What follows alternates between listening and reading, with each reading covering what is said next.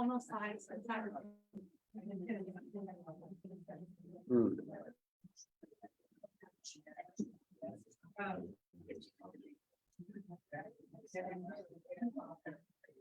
You're not going to be able to see Jerry.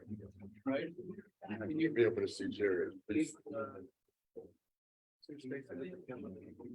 Unless you can give me something. You mean tripod? It goes up. Yeah. A little bit. That's all. Is it still low? Yeah, let me see if we can see.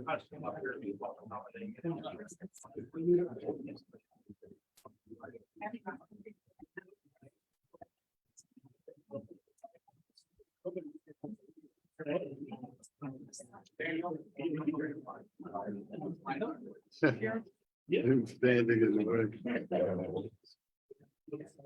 Oh.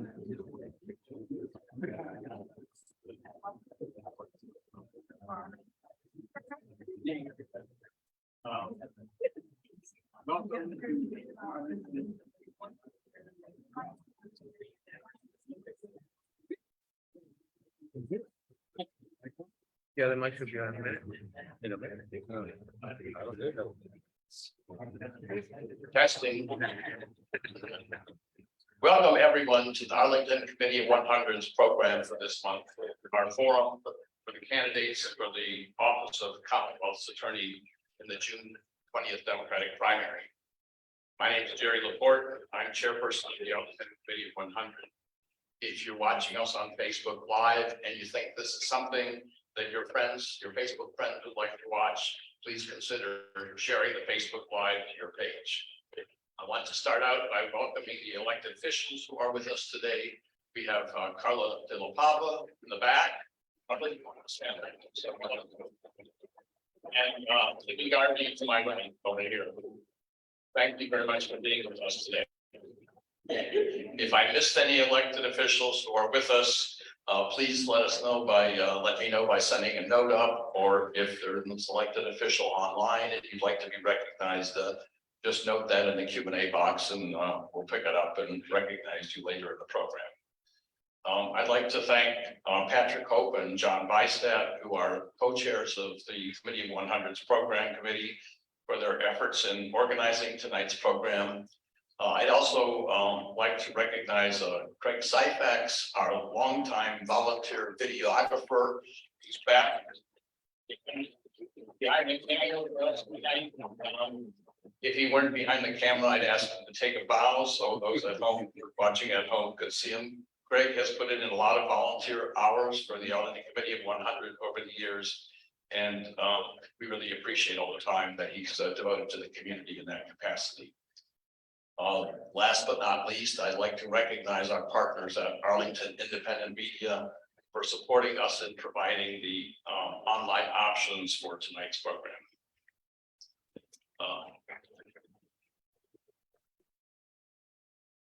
Our program for next month on May the 10th will be a forum for the candidates in the Democratic primary for County Board. We'll be holding that program here at Lumber Run Community Center with a lights up and social gathering, just like we did tonight, starting at 6:15 with the actual forum and Zoom online option starting at 7 p.m. By the way, if any of you are still hungry, we have plenty of food over here. As long as you don't block the camera too much, we don't want to throw away this food. So please feel free to go over there, pick up some more either during the forum or afterwards. You need to register for the next month's program. We'll have the registration options up on our webpage very soon.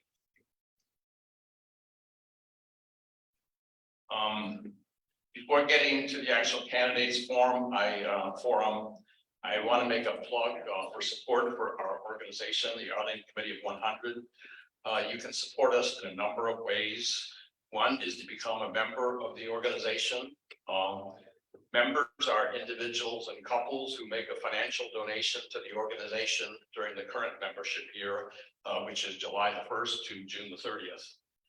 If you believe in our mission of addressing community issues in a nonpartisan, community-wide way and gathering community members to meet and talk about these issues in a civil way, please become a member by making a donation to the Arlington Committee of 100.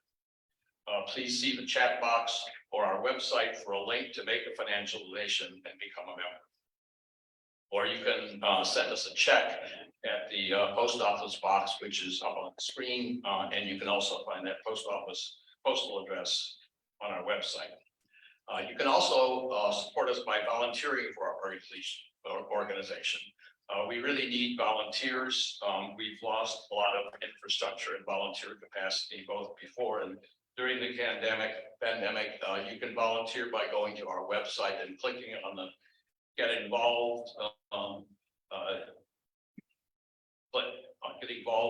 tab, or as of this month, we also have some openings listed on the Volunteer Arlington website, where you can go and take a look at those opportunities and see if those opportunities posted meet your skill set and your skill set and the way that you want to contribute to our community.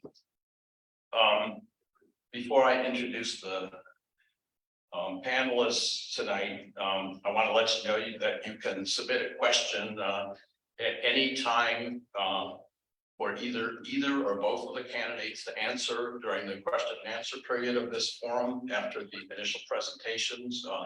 If you're on Zoom, you can submit a question by going to the Q&A box on your Zoom screen.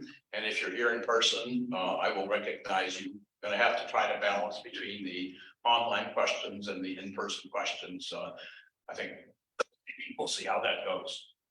But we're going to try to balance and give everybody a chance to ask questions. We've already got quite a few questions. We actually probably have enough questions to fill up the time period, but we're going to give people a question and an opportunity to ask questions in person. The candidates in the Democratic primary for Arlington and for the Commonwealth's Attorney for Arlington and Falls Church are with us tonight. They are Parisa Degani-Tofty and Josh Katcher. The Committee of 100 tries to be a neutral forum, and I'm supposed to be a neutral moderator. So rather than pick out items from the candidates' bios that we think might be relevant, we're going to let them introduce themselves during the course of their remarks this evening. Each candidate will have up to 4 minutes to make an opening remarks in the order that we're now going to determine by asking the candidates to draw a slip of this Washington Nationals cap, which is appropriate to mark the beginning of the baseball season. So.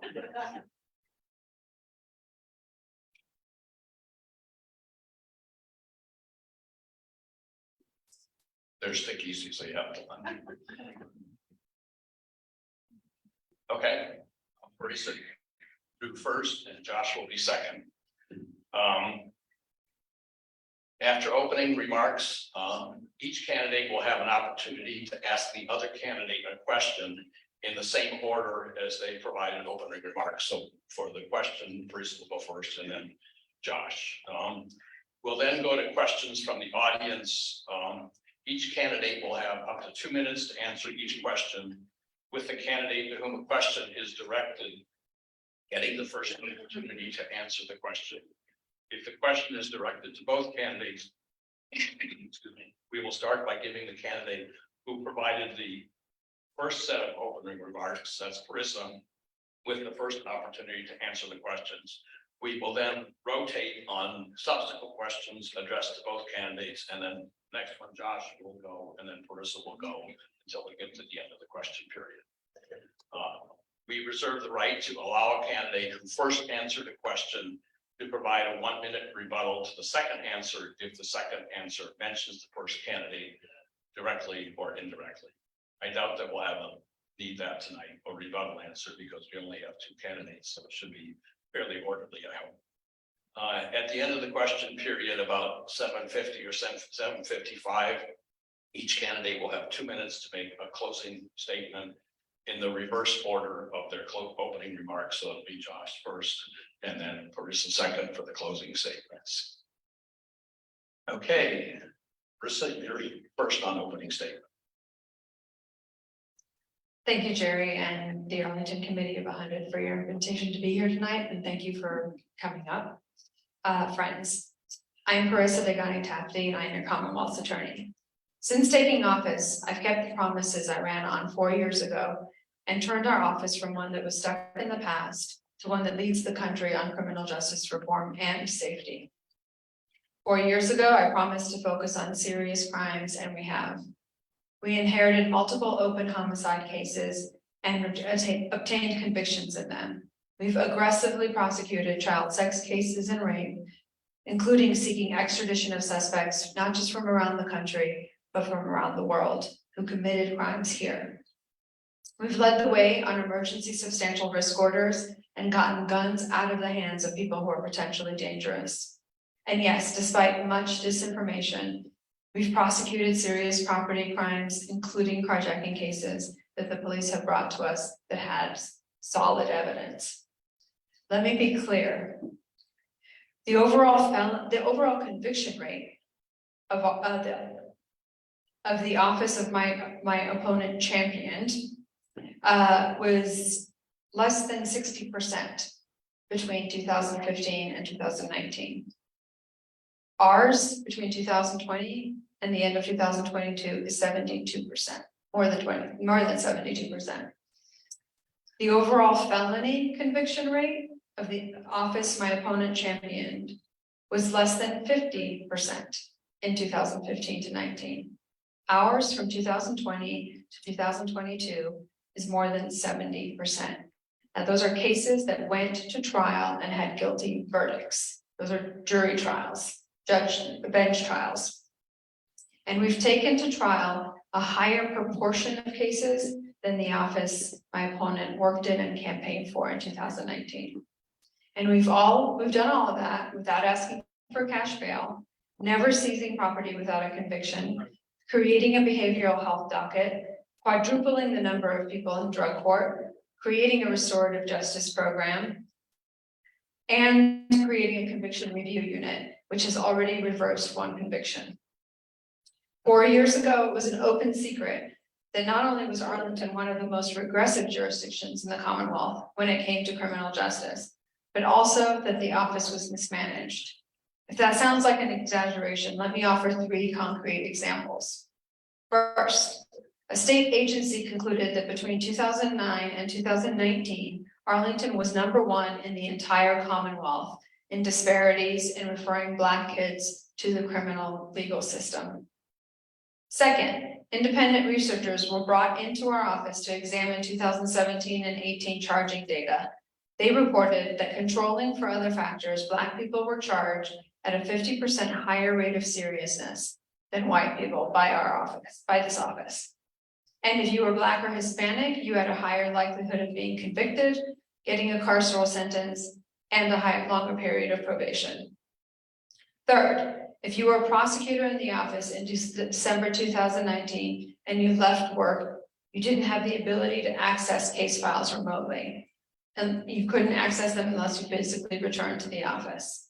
Can you imagine an organization entering the year 2020 with the technological capability of a backwater office in 1999?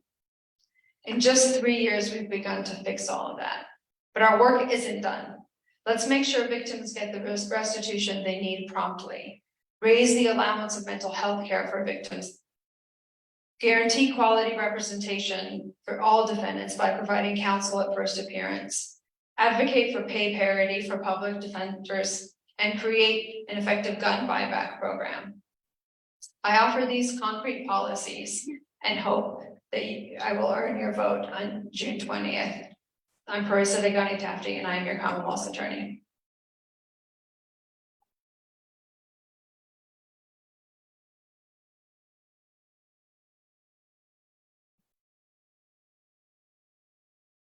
My name is Josh Katcher, and I am running for Commonwealth's attorney because we are failing to accomplish real reform and real justice in our community.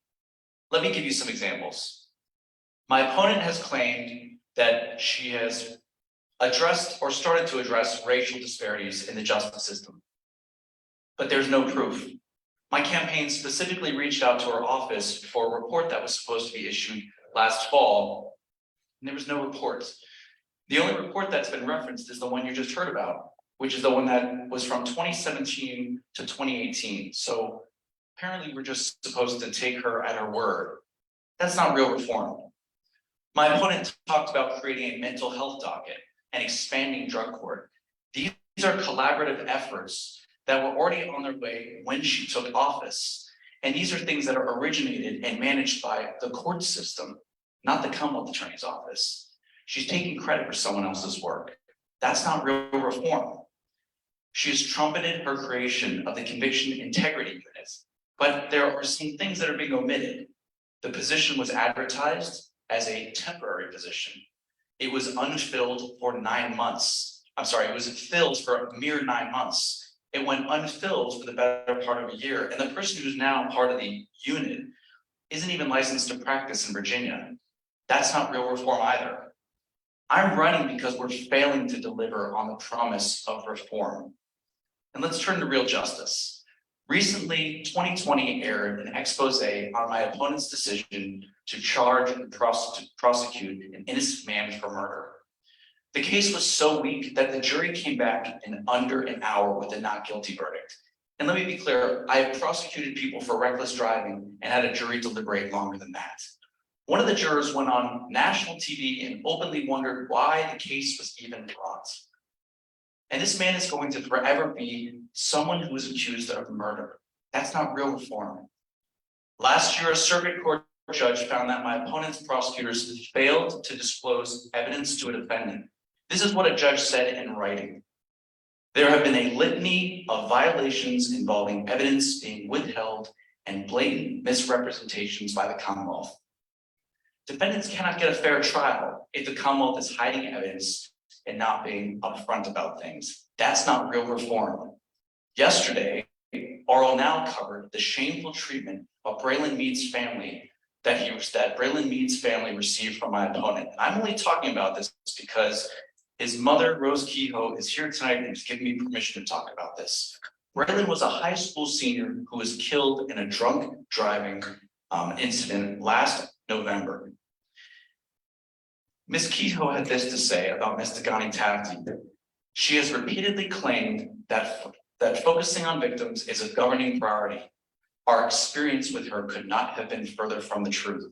From the very beginning, her only concern was not about justice for Braylon, but about ensuring a positive and productive future for the defendant. Ms. Kehoe went on to explain that my opponent did not even attend the final sentencing argument. That is not real justice. I have both the experience and the relationships to deliver real reform and real justice for Arlington. I was a prosecutor for 11 years. I started off as an unpaid intern and rose to the level of deputy Commonwealth's attorney, where I was in charge of training up the next generation of reform prosecutors. Unlike my opponent, I have tried cases in every court in the courthouse, from traffic infractions up to and including murder.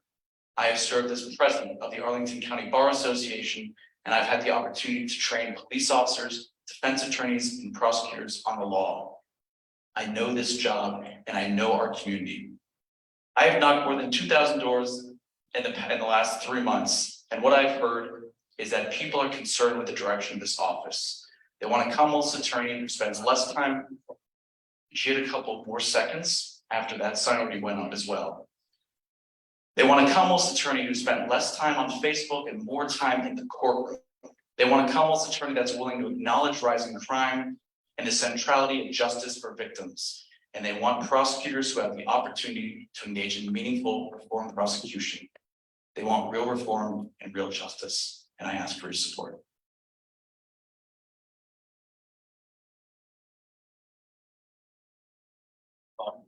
Thank you. Thanks to you both for your opening remarks. Now we'll go to the question that each candidate will ask to the other one, and we'll start with Marissa. You can ask Josh a question, and then Josh will be able to add this personal question, and each will have 2 minutes to answer.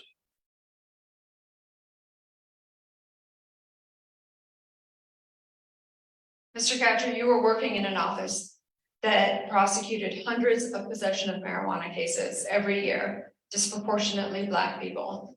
An office that sought the death penalty whenever it could, asked for cash bail daily, and had only 4 people in drug court at the end of 2019, and opposed voting rights restoration, and took the position that to prosecute pregnant people, if abortion was criminalized in Virginia, it would do it. You worked for that office, you campaigned for that administration, and on the eve of the 2019 election said that that office was a shining example of progressive prosecution, and we should vote for more of that.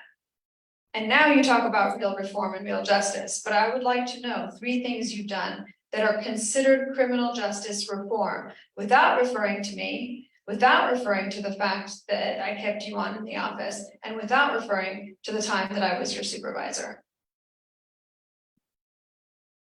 Well, so obviously, this language that's being quoted back is something that my opponent had in possession at the time she hired me. And at that time, she made the decision that I was worthy of being part of the reform efforts. And now we're unfortunately having to deal with the intellectual inconsistency and hypocrisy of something apparently changed. I think we all know what changed. It was that I decided to come forth with what was happening in the office and run against her. But let's not forget that at the time that I was also promoted, and that I was subsequently put in charge of training up the next generation of reform prosecutors. My opponent would like to completely ignore that fact because it completely undermines her argument, but I think it's completely irrelevant to do so. This whole campaign right now is about being honest with people. That's why I started during my opening and talked about the things that are being claimed as success stories, but that in fact are not.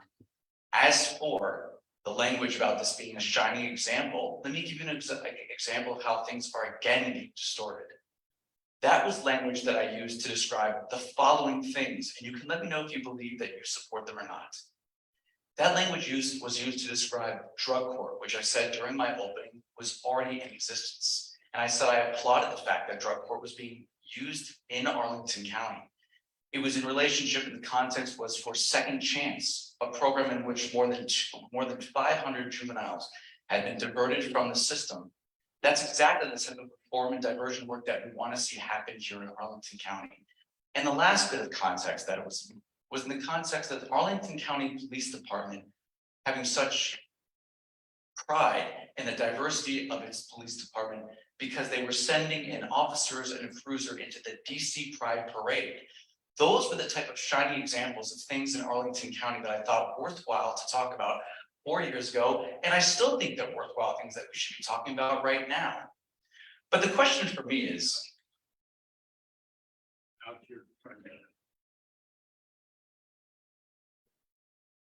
last week at the OAR forum, you stated that I don't plan on certifying juveniles as adults in the future. You subsequently attacked me when I indicated that hypothetically I could conceive of some circumstances where it might be appropriate. This week, in regard to the question of whether the drunk driver who killed Braylon Mead should be certified as an adult, you told Arl Now, my team and I met with Braylon's family, listened to them, and carefully considered this case before determining it was not an appropriate case for transfer. So which is it? There are no circumstances under which you would ever certify a juvenile, what you said last week, or there conceivably are circumstances, but they weren't present here, what you said this week.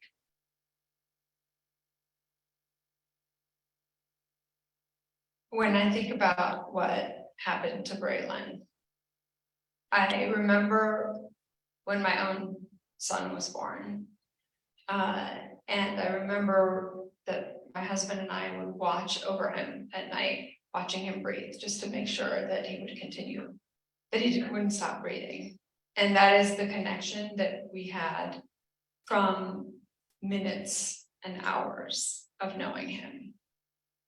The idea of having a son who is about to launch and become the adult that you had always hoped that they would be, and then having them ripped from you is something that is horrifying beyond words.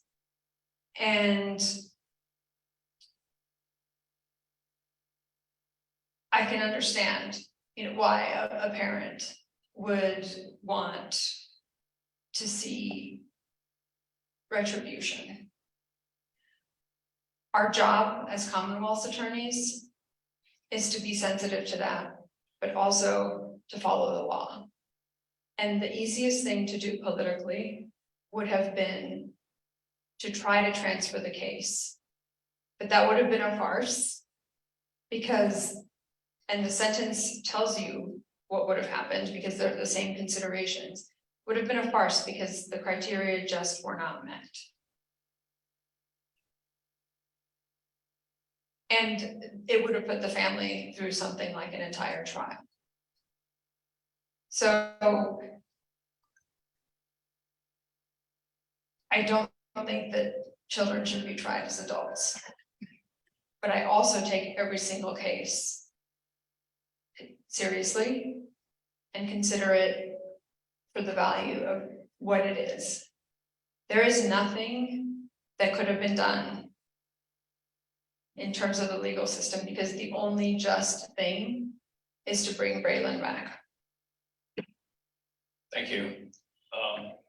By the way, you have up to 2 minutes. You don't have to take 2 minutes if you can answer it in less than 2 minutes. I'm going to start out with a question that we got online, and then we'll ask a question from the in-person audience. What is the one change you'd make in 2024? This is from Chris DeRosa. And Marissa, you start. I mean, it's hard to say just one change, but what I would like is to see our conviction review unit be permanently funded, because it's hard to find people who want to take temporary jobs right now, and the county has not put its money where its mouth is on justice and funded us permanently. I would like an investigator for my office so that we can close up the loose ends of investigations. I would like to see the victim restitution fund, and I would like to see counsel at first appearance, because you can spend up to 5-6 days in a jail cell without even having a hearing on bond right now. That's not fair. Josh. The first priority in my administration is going to be rebuilding the office. We've lost 14 attorneys in the past year and a half. My best understanding of what's going on in the office, at least as of 2 weeks ago, is that there are 7 fully funded vacant attorney positions. So the office is dealing with the capacity issue. And if you're dealing with the capacity issue, you cannot improve the justice system. You cannot seek justice for victims. You cannot address rising crime. You cannot train up the next generation of reformed prosecutors. There is so much that cannot be done because the number of people that are currently not in the office, and more importantly, the people who are in the office, are completely overwhelmed. We had a bank robbery just yesterday where there was a hostage situation. We need a couple more attorneys in an office who can handle that case, because if you only have 1 or 2, they're going to be completely overwhelmed handling all of the serious cases. And more importantly, if they're never brought off of the front line and given an opportunity to maybe go to traffic court or do some misdemeanors, they're going to ultimately leave because they're not getting the support they need. And they're going to be caught in this vicious cycle of needing to hire new people and all of a sudden losing more and more seasoned, experienced prosecutors. So the number one thing we have to do to truly accomplish the goals of real reform or real justice is to rebuild the system so that we can actually have a fully staffed office. Thank you. Let's try, we're still working out of the pandemic, and this is not the first event that we've had at this location, but we're still dealing with the limits in this is a great location, but we only have 1 microphone tonight. So I'm gonna ask, and I am hearing disabled, so I may have trouble hearing you, but do we have any questions from the audience? And I will try to repeat the question for people at home if, go ahead. If you want to come up, Do you have another HDMI? might be better. Hi, That's the only one. can you all hear me? Thank you. My name is Diana Dempsey. Teresa, I voted for you in the first election. I'm now supporting Josh and, I met him when he was canvassing. I'm very good friends with Rose and Chris, Rose Keough and Chris Mead. Braylon was like a child to me. He was best friends with one of my kids. So I have a couple of concerns with the way that you handled this case. One is just pure common sense with how you treat anybody. I think I treat my students, I'm a teacher, and their families with more time than you gave their family. Oh, shoot, okay, in the formal question, sorry. Question is, Josh, when you came to my house canvassing, you said, I'm addressing it to Josh. Sorry, never stood up and done this before, so sorry, I'm a little nervous. Josh, when you came to my house, you said that there might have been other ways to handle the case of the person that killed Braylon. Specifically, had he been charged as an adult, which Teresa just said was not an option. What else could have happened in a hypothetically similar case? Because you had said at the time that you couldn't necessarily comment on that. I don't know since the case is closed now, if you could.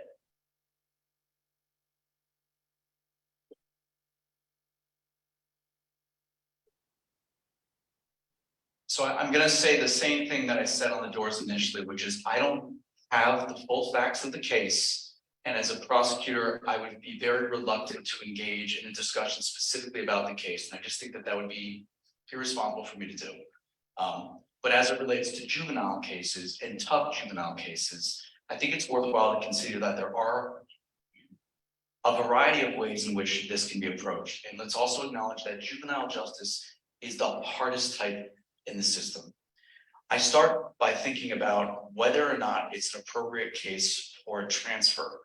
But just because you're transferring a case, what that means is you take it from the juvenile domestic relations court and you transfer it to the circuit court. But just because it gets there doesn't mean the individual is going to be treated like an adult and get an adult sentence.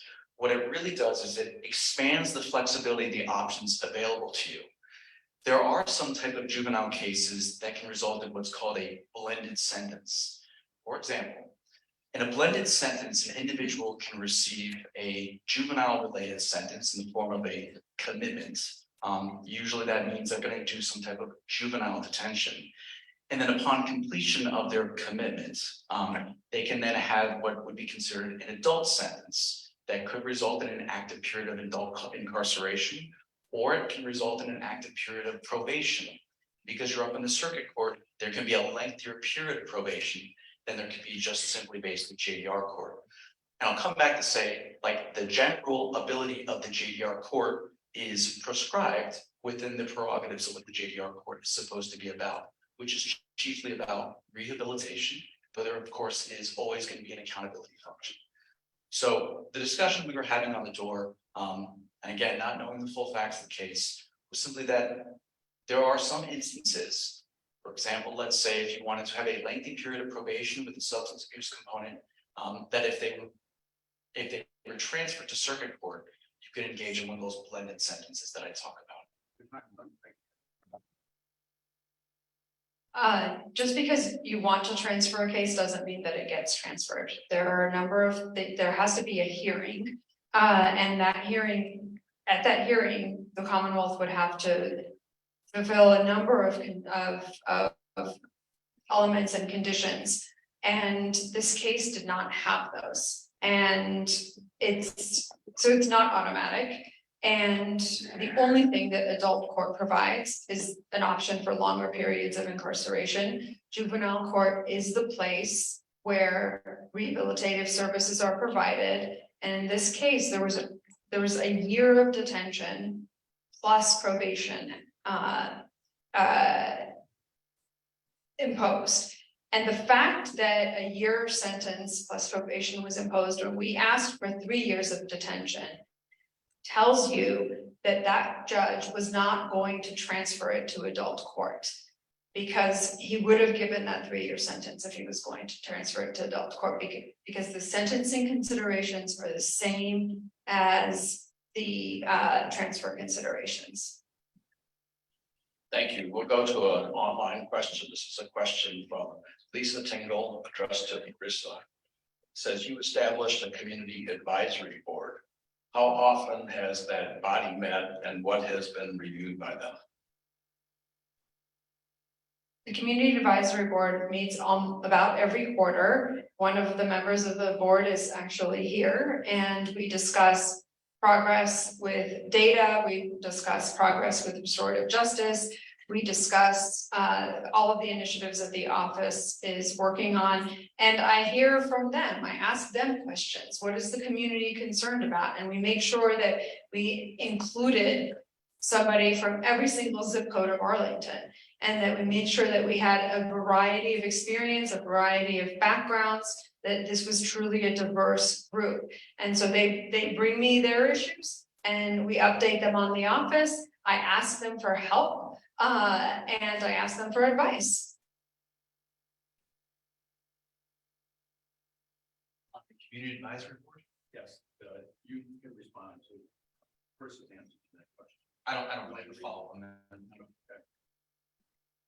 Okay, let's take another question from the in-person audience, and remember, just ask a question in the form of a question. We want questions, not speeches.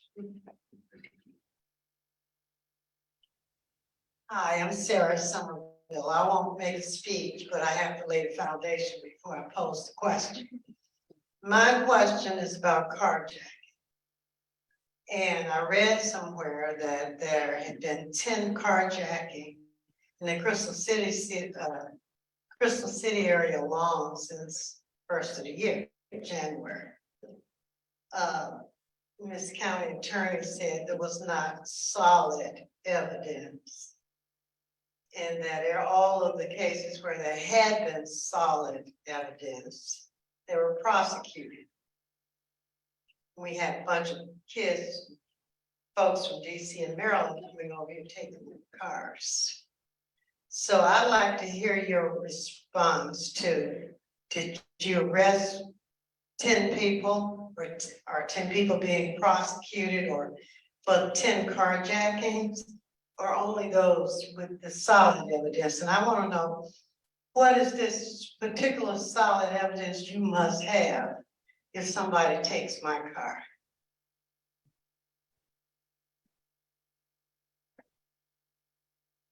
So I'm glad you asked that question, because when the carjacking started in late 2020, early 2021, I urged the ACP to join a regional task force called the WAVE Task Force, and it took several months to convince them to join. And when they did, we worked together and worked with other jurisdictions to make sure that we were solving these crimes and prosecuting them appropriately.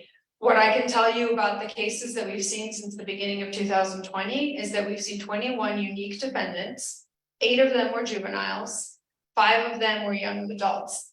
The juvenile cases are handled in JDR, but for the adults, what we've seen, if somebody is a young adult in those 5 cases, what we did was they got sentences of 20 to 30 years. And they were suspended except for 4.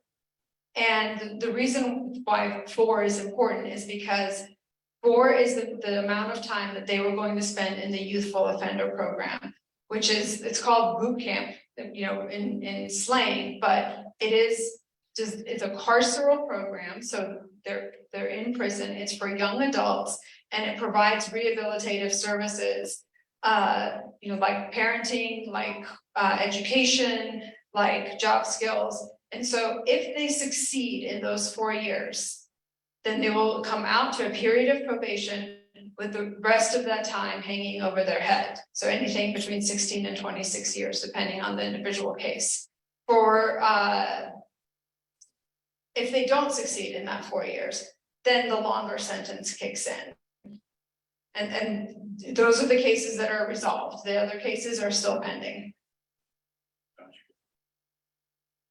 Just comment on this briefly, 2 points. First off, back in November, when I announced I was running, I started talking about the fact that we have rising crime in Arlington. I wasn't trying to get into the causal argument at that time, but I thought it important that we acknowledge it so that we'd be able to address that. And at the time, my opponent pretty much outright denied it and then said that I was engaging in right-wing talking points. And that's frustrating because if we are not going to be able to talk about these things publicly, we're not going to be able to have a worthwhile dialogue and come up with appropriate solutions. And it's not just about carjackings, and it's not just about fentanyl that's finding its way in our schools. It's not just about the rising crime we've seen against the person in the form of 16% and the rising property crime that's 23% year over year. It's about a general approach to the way that we're going to interact with the facts and the reality before us in this community. And I think right now, having knocked so many of these doors, people are desperate for honesty about these things. That's the first point I want to make about it. The second point relates to the capacity issue I mentioned during my opening. If we have people leaving the office at such a high rate, we're not going to be able to aggressively prosecute those cases that the community rightly wants to see so. For example, carjacking, because the number of people who can handle those type of complex cases are going to continue to dwindle.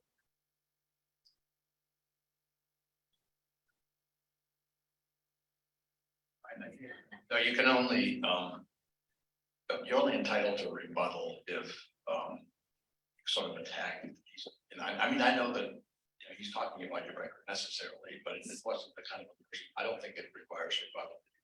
You know, in the context of answering another question. You may respond to that. No. Yeah, we don't have any provision for following up, okay? That's not, the rules are up there. Okay, let's move to the next question. This is from Mark Blacknell, who's online, and this is a question that's addressed to both the candidates. So since Marissa responded to the first question addressed to both the candidates, Josh will get an opportunity to respond first to this one. How much credit or blame does the Commonwealth's attorney deserve for crime rates in their jurisdiction?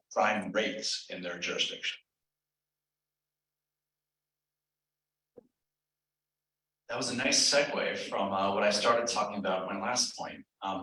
I think the question is not really about the causal argument, especially at this point, because it would be very difficult for me or for anyone else to point to data or evidence suggesting that this is happening because of X, Y, and Z variable, because we don't have the data. Right? That's why one of the reasons it's front and center in my campaign talking about transparency is because we don't actually know what's happening. We don't actually know how cases are being handled. One of the things that I've heard my opponents say repeatedly is that they are taking violent crime, serious cases, and aggressively prosecuting them. But there's just no proof to that effect. Aside from 1 or 2 cases that are occasionally highlighted on social media or via press release, we don't have the data. And so I would start by saying that we don't even know how to figure out if there is a reason to point a finger and say that someone's responsible. I'm not doing it at this point. But what I'll also say is we know that here in Arlington, we are always going to be a target. We have relative affluence and we are close to a jurisdictional line. So it makes sense that we're going to be a target. And when I talk about real reform, what I'm really saying is there's a class of cases that the community wants to see rightly and aggressively prosecuted. And what I'm really shorthanding is we cannot present ourselves as a soft target when it comes to people bringing drugs or guns or bringing violence into our community. And I've heard that over and over again on the doors. And I think that's squarely in alignment with what we believe 21st century prosecution should look like. It's an apolitical response. So I will just come back to that fact. I think that we don't know what the data suggests, so we can't analyze it. But if we're going to take a position on certain types of cases, we should not be presenting ourselves as a soft target. I just told everybody what we did with all of the carjacking cases that the ACPD brought to us. And both back in 2020/2021, when this was happening, the ACPD did exactly what they should do, which is they started a proactive policing. They put a car on Richmond Highway, they went into the neighborhoods and told people to pay attention. And that reduced the carjackings to zero, and they stayed at zero for months. We have initiated and are the founding members of a task force with the Virginia State Police, who's come to us, our office, to prosecute the regional carjacking and car theft cases. They came to us to create a task force with us to prosecute these cases. And I have more data. What we know is that Arlington County, are compared to 2016, the referrals for cases are down 30%. What that means is that people are not being caught, not that people are not being prosecuted, but they're not being caught. The cases that the various law enforcement agencies that we work with that have been brought to us have been disposed of just as I told you. Literally, that's the data. And then I'm going to go back to these other numbers, that the number of trials where we got guilty verdicts, again, between 2015 to 19 was under 60%. In this administration, over 70. Felony trials where the top charge was a guilty verdict. In 2015 to 19, less than 50%. In 2020 to 22, over 70%. Thank you. Okay, we'll take another question from the audience. Okay, let's go to this side.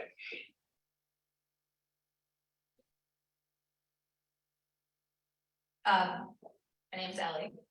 Carissa, and if you could speak to your current policy, and Josh, your future, or your position and your future plan in regards to what your position is on mandatory minimums, and how and if they would be utilized in terms of the negotiations.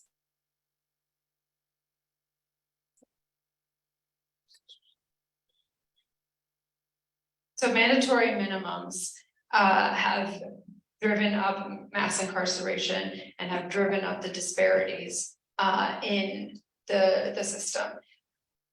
So I don't favor them. Our office policy is to try not to charge with a mandatory minimum unless it's the only accurate charge. So for example, we've charged somebody for serial rape with a mandatory minimum of life because that was the only accurate charge. But we also try to create, because even federal judges have said that they feel very constrained by mandatory minimums. And so what we try to do is charge in a way that allows a judge the maximum amount of flexibility to sentence. And so we disfavor them, but we use them in outlier cases, in cases of serious dangerousness, and in cases where that's the only accurate charge.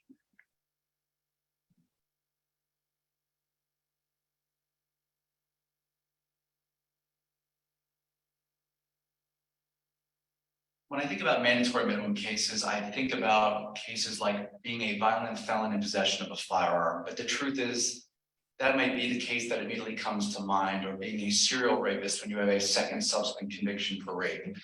Under those cases, or for example, possessing with intent to distribute controlled substances, second and third offense, right? These are the cases that are there on the outliers, that are very extreme cases that I think the community wants to see rightly and aggressively prosecuted. But on the other side, there are other cases that had mandatory minimums associated with them that I frankly think there are ways in which you can still appropriately hold someone accountable without having to have the mandatory minimum. And I tend to agree on this one, that there is a lack of flexibility that can sometimes be associated with certain cases like that. So I think the position as it relates to plea agreements is, if there are going to be cases that are kind of those extreme cases involving serious violent crime, guns, or drugs, I think those are appropriate cases to bring the charge of the mandatory minimum. But there are some other cases that I think there's kind of an appropriate other set of cases, appropriate other set of charges that can still hold a person accountable. I don't think the mandatory minimums should be used for plea negotiation. I think the decision to go forward with the mandatory minimum should have nothing to do with what the desired dispositional outcome of the case is. I think instead it should be about what charge we think is appropriate to go forward on. Thanks to both of you. This is an online question. This is addressed to Marissa from Craig Osteen.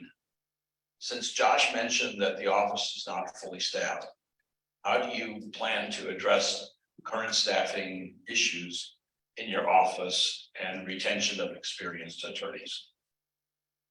So let me start with the fact that Reuters wrote an article last year that said that there is a prosecution, retention, and hiring crisis across the nation. The National District Attorneys Association had its first ever job fair in January, which we attended, and there were more employers than there were people seeking jobs. So this is a national problem, and it's not even limited to prosecution. We see it in law enforcement. We see it in the treasurer's office. We see it in DHS. We see it in all of these public-facing, service-oriented professions, including teachers, including social workers. So there is an issue with hiring and retention. We only have 2 open attorney spots that are fully funded and permanent. So I'm not really sure what my opponent is talking about. But we also, I also went door to door talking to every single attorney in the office, asking, what motivates, what they need help with, what that they dread doing. And what I learned was that there is an enormous administrative burden that attorneys are not interested and also not qualified really to be doing. And it's a waste of county money to have attorneys doing them. So we're actually reorganizing the office so that we have more paralegals with the ratio of attorneys, so that more of the administrative work, which reform and doing discovery the right way and having body worn camera, all of that creates enormous administrative burden. So we're actually rethinking how the office works in order to free up attorney time to do legal work. So we're just being nimble and responsive. So I'm going to make 3 points here. The first is that despite the Great Resignation being trotted out as the excuse for why people are leaving, that is patently not correct. I have worked shoulder to shoulder with the people who left the office. I've had them come in, close the door, break down in tears because they're struggling with the difficult decision to leave a job they love. And you don't just have to take my word for it. You can look at the same period in which we lost 13 attorneys in a 13-month period. You know how many attorneys the city of Alexandria, Commonwealth attorneys lost? 2. You know how many during the same period the Prince William County Commonwealth Attorney's Office lost? An office that is twice our size, less than us. The final point I'll make is that this is Arlington County. People want to live and work here.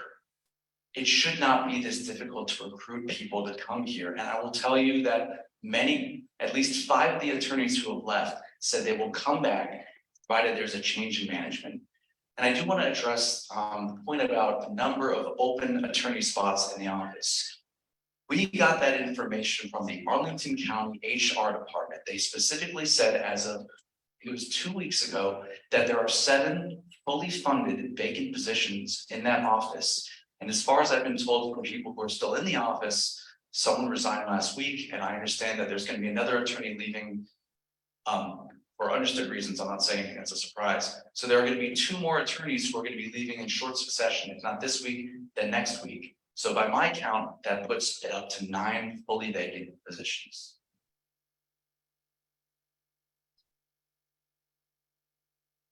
Yeah, if you want to talk about the statistics, I think you can have 1 minute because he brought some statistics, and I think you may be entitled to everybody. I'd like to just point out of the 13 months that my opponent is talking about, he was a manager for 8 of those months, and many of the people who left were people who were on his team. And I have some staff here. You can ask them. I encourage you to ask them what the office is like. Thank you. I just wanted to directly respond about keeping the paper. While I was a manager, two people left. One had quit before I became a manager and then came back to the office, and we all knew he was looking, we all knew this person was looking for a new job. So I was not his manager. Another person who left specifically wrote an email to my opponent to make clear that I had nothing to do with that person leaving. And they took that precaution because they assumed at some point a finger would be pointed at me as the reason for them leaving. That's a foilable email. Thank you. I'm actually surprised because I just looked at my watch. We're at the end of our allotted time. We didn't talk about this ahead of time, but I think we got a lot of questions. And would you, what would you think about going a few extra minutes? Do you think it's, Yeah. Do you want to keep going? What does the audience think? Yeah. Yes, okay. It's been a very, okay. So where did we? Well, I know, but it's 7:56 PM. Okay, so. No, just an hour, but I think we've been having a very good discussion. There's a lot of questions. And we actually have 150 people registered online. So we've got potentially 200 people listening to this. So I think it probably deserves another 15 minutes. So I'm trying to remember. Okay, we're in for an audience question. So this gentleman back here had his hand up before, so I'll give him a chance. Thank you very much. My name is Steve Carruthers. I've lived in Arlington all of my life, raised my children here and grandchildren. My concern is the lack of police officers in Arlington County. And it's my understanding we're as many as 100 short. And my question to Teresa is, what have you done in an effort to increase the police force? Is there anything that you can do to help increase the number? And what kind of relationship do you think you have with the police officers of Arlington?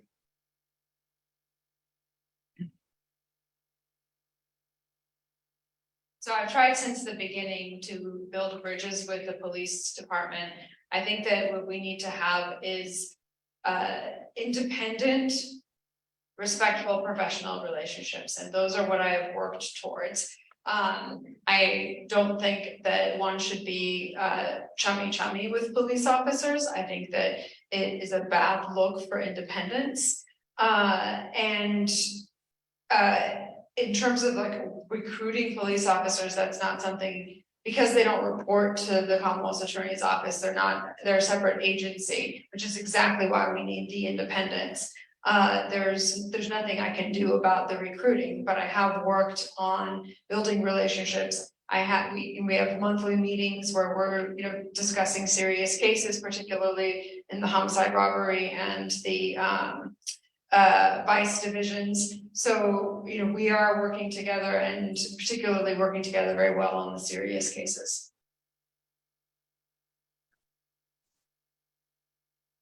I think if you speak with pretty much any police officer, you're going to find that there's a complete breakdown between the relationship with the Office of the Commonwealth Attorney and the police department. And that is a big problem because they are our closest agency partner. If they do not believe that we're going to appropriately handle cases and do so in a respectful way, you just can't accomplish the goals of what we're engaged in here. I have worked hard to earn those relationships. When I started 11 years ago, before I had kids, I would routinely go out on ride-alongs with the police officers, not because I wanted to become chummy with them, but because I wanted to truly understand what was happening out there on the street at all different times of day.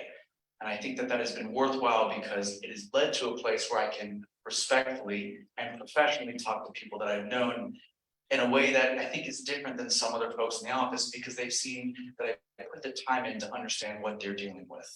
And I think that that is something that every single prosecutor in the office should do. Again, not because they should become chummy with them, but because they are our closest agency partners. I don't think we should ever have a complete breakdown of relationship, because at the end of the day, that's going to lead to police officers feeling like serious cases or even less serious cases shouldn't be brought because they're not going to be appropriately addressed. Thank you. This is a question from online from John Reed. It's to Josh. If elected, will you pledge to continue ending cash bail and diversion of mentally ill addicts? Do you want me to repeat that question, or do you understand? I think I understand. Okay. If elected, What was the second part? will you pledge to continue ending cash bail and diversion of mentally ill addicts? So there are two separate questions here. And when we talk about ending cash bail, I think a lot of people have been following the national narrative on this, but there's just a little bit of information to build this up. Typically what happens in Virginia is that a police officer initiates a charge on the street, if you will. The person, if they're placed under arrest, is then going to be brought before a magistrate. So there's no prosecutor involved yet. We're not authorizing the charge. They're going to be brought before a magistrate, and then the magistrate is going to set potentially some form of bond. Let's say the person doesn't get out on bond. What will then happen is they're going to have an arraignment and a subsequent hearing where there's a bond hearing. And then, and only then, really is when the prosecutor is going to get involved and make a decision about what we should do vis-a-vis their bail. The criteria for determining whether a person should be released is, are they a danger to the community? Are they a flight risk? And so I think the question is, am I going to abide by a policy where we have basically a binary approach to, does this person get out with certain conditions, not having a secured bond? Or does the person stay in? I think that's philosophically the appropriate and fair position. So if I understand that question correctly, yes, I think we should be ending cash bail, i.e. people should not be able to pay money to get out of jail. I think it's fundamentally fair. Second part was diverting mentally ill addicts.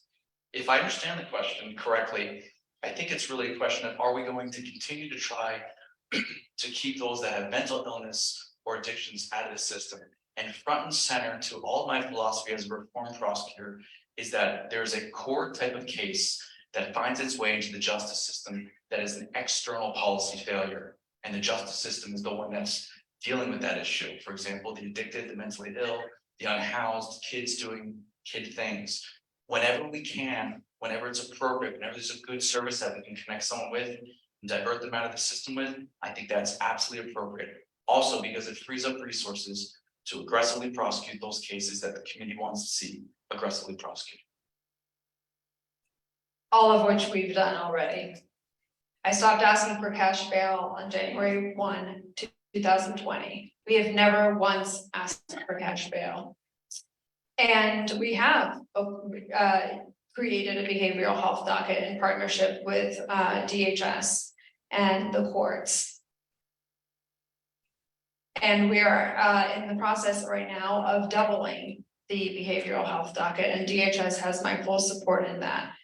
I'm also working with DHS to handle the situation with people who are unhoused, who have been, repeatedly arrested for trespass, for doing things like sleeping on heating grates at the airport. So I initiated that conversation to start finding solutions with other departments. And then on top of that, we have been freeing up resources to work on the most serious cases. And I'm going to refer you again to the trial conviction rates that are astronomically higher than they were in previous administrations. Thank you. I think we may have time for one more. This gentleman has had his hand up for a while, so I'm gonna give him the chance to try to keep it short. Good evening, my name is James, and as I listen to the conversation, clearly this is personal, so I'm gonna ask a question that's personal to me. One that I posed to you, Josh, when we met earlier. There was a case recently, actually it was in Alexandria, not Arlington, where it was carjacking. And the gentleman, was carrying a concealed firearm, shot, the assailants. One was killed. He was not charged. He was a European American, he's a white man. And I posed a question to you about how, a black man would be perceived shooting an assailant who was not technically a threat at that time. And I asked that question now to you both, because one, we talked about carjacking, two, we talked about guns. I'm a licensed concealed carry permit. I'm a former officer in the military, and we both talk about reform. And for me, my vote comes down to trust.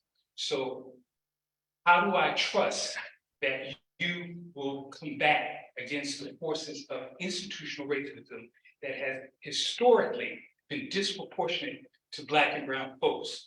When as a law-abiding citizen and a homeowner in Arlington, I have to put my faith and my trust that this reform you talk about is something more than a word.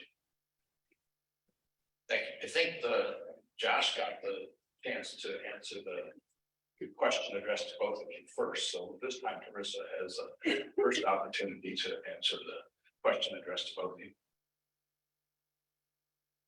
James, I'm glad you asked that question. I campaigned on this issue in 2019. I had the courage to bring it up. I had the conviction to stick by what I had promised. And we are addressing those issues every single day, both on a cultural level in terms of having people come and teach about disparities.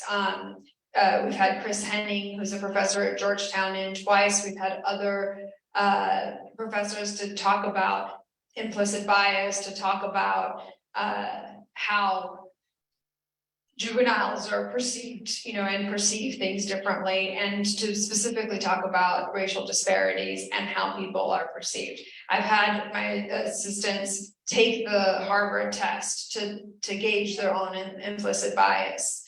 And we've partnered with Motion for Justice, which is a project from Vera Institute, which is designed to reduce racial disparities. That's professionally, and we have an anti-racism group within the office that was created by staff, and they read books, they watch shows, they have conversations, and they bring out that the message of needing to really address racial disparities. And it's also personal for me. And it's personal for me because when I was pregnant with my son, my husband and I went to the 12 or 13 week sonogram, and we learned he was healthy, which was great, and we learned he was a boy, and the full weight at that moment just fell on me of how do I raise a Black boy in this country.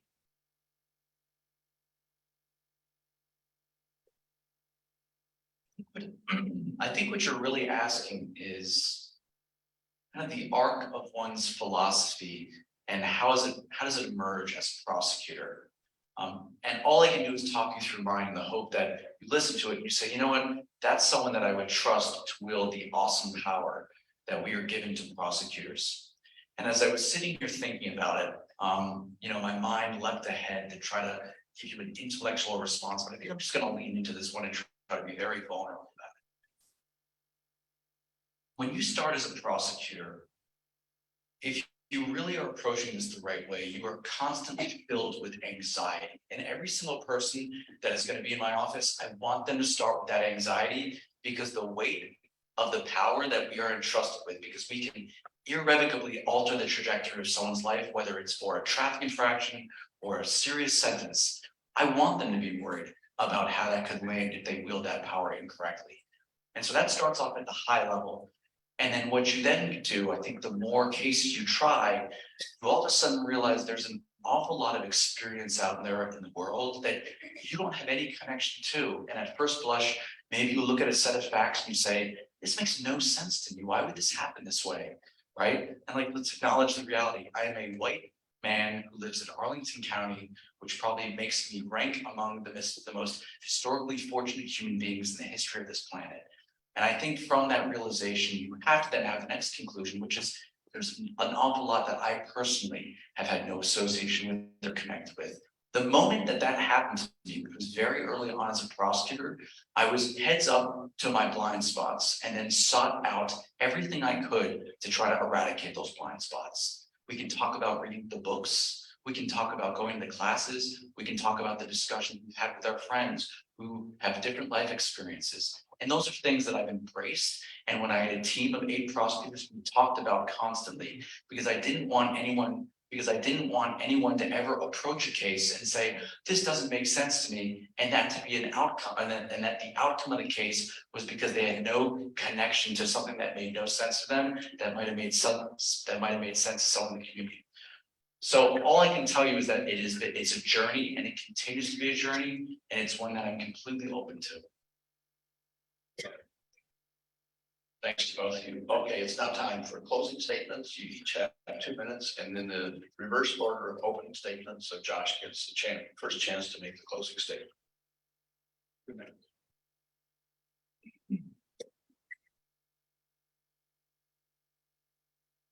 I became a prosecutor because I wanted to seek justice for victims. And that is not currently happening here in Arlington. It's not happening because we have a capacity issue in our office that is preventing victims from getting the justice and the time and the attention they deserve from the prosecutors. It's also happening because we have a Commonwealth's attorney who is more focused on the future of the people we are prosecuting than the people we are seeking justice for. But I want to tell you, we can do both. I've done both.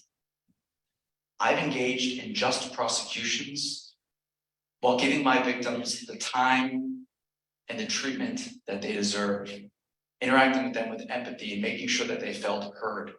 And I did that all the while seeking just and equitable outcomes. When I talk about real justice, that is what I'm talking about. That is what Arlington wants. That is not happening, and that is why I'm running.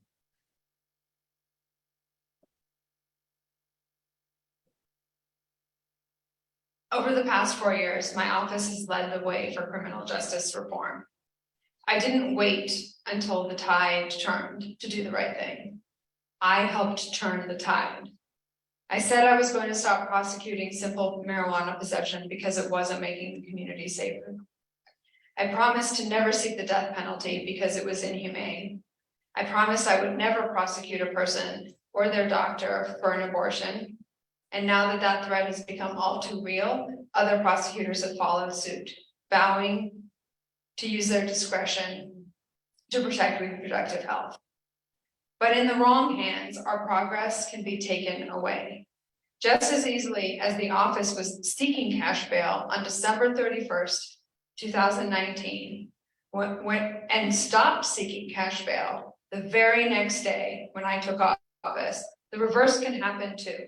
Just as the previous office ignored immigration consequences and allowed low-level charges to separate families, another office can do the same. So who can you trust to protect progress? I've dedicated my life to building a system that is more fair and more humane for everyone. On the other hand, just 4 years ago, my opponent loyally served a CA who prosecuted hundreds of possession of marijuana cases every year, sought the death penalty at every turn, asked for cash bail, and opposed voting rights restoration. And again, he was telling us that this was a shining example. Now he says he's a new man and that he supports real reform and real justice. But I still don't know what that means. He hasn't told us what it means. My campaign isn't based on a cute slogan, but on actual work and actual results. I've kept my promises and I've implemented reforms that we can all be proud of. So I humbly ask for your support on June 20th.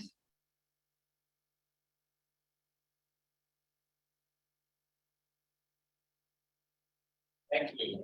I want to ask all of you to stick with us for a minute. I noticed that Delegate Patrick Hope walked in during the, he was down in Richmond this morning for the session of the, who else? I know, I recognized Libby at the beginning. She only gets one recognition. I guess you gave her two, okay, but that's okay. She deserves a lot of recognition. Patrick came from Richmond, he was at the General Assembly session. We appreciate his being here with us tonight. I want to thank the candidates for being with us. I think this was very enlightening and really helped to all of us who are trying to figure out how to vote on June the 20th. Gave us useful information and deciding how to cast our votes. If you could just be quiet for a minute. I want to remind all of you to save the date.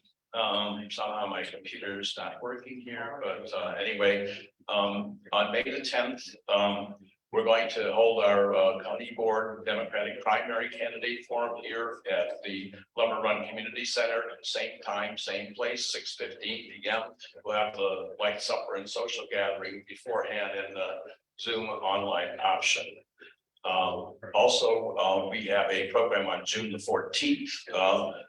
We haven't set a topic, a time or a place for that yet, but if you are a regular at our programs, you know, we usually try to do a good job, and so you might also put that on your calendar and keep your eyes out for emails on what the topic that will be and where it will be. That's it for tonight. Thank you all for being here, and have a great evening.